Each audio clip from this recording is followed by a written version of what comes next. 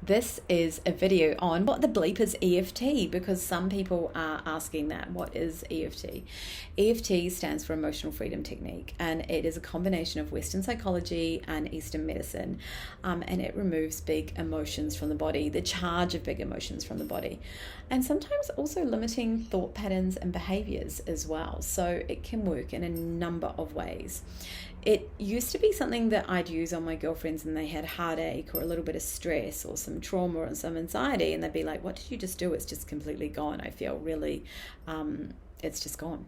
And it used to be a little bit woo-woo, but actually what's happened is, particularly in the last 5-10 years, there's been a lot of research done on EFT that actually shows favorable results.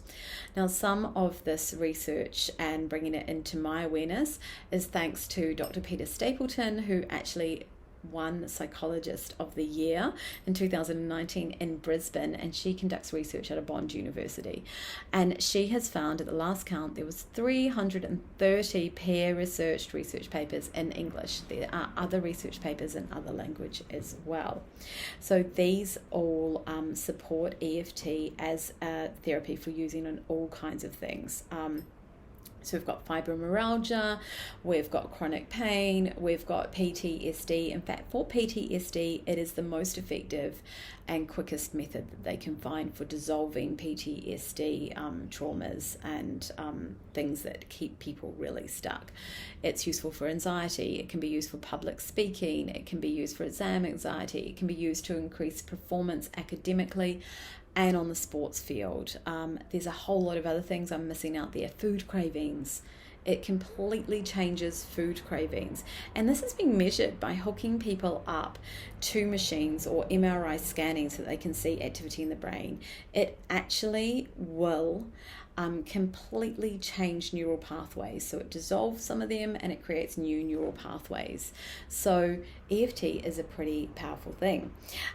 What we find is that there are certain things in EFT that you need, and I talk about those in my foundation course, and I use those in my practice as well, and in some of my guided taps as well. So there's certain things that it needs that I will incorporate as an EFT practitioner into your sessions. Basically, it needs lots of details as well. And EFT works really well for emotional first aid, for those little lumps and bumps and challenges that you have. And the reason why we have those is because our brain is like an iceberg. And if you think you're running the show, I've got another thing to tell you. You're going to learn something here. Your brain is like an iceberg. 10% that you see bobbing above the water, that's your consciousness. That's what you consciously choose to do. 90% underneath is your subconscious. It is your automated patterns and behaviors and reactions to things. And that is implanted in you over the course of your lifetime. And there is some thought that it might even be before birth that you receive some of that patterning as well. Okay, so it's the parents, the teachers, the interactions with your peer group. It is the TV shows that you watch, the books you read, even if they're fiction. The brain doesn't know what's fiction and non-fiction.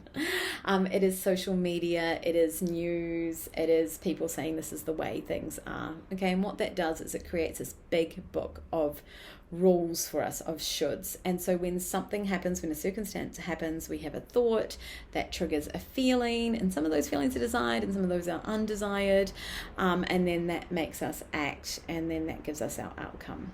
So when we've got actions that might not be aligning with what we want to achieve or aspire to, and when we've got outcomes that are not what we achieve or aspire to, that's when EFT can be a useful tool to help to switch that up.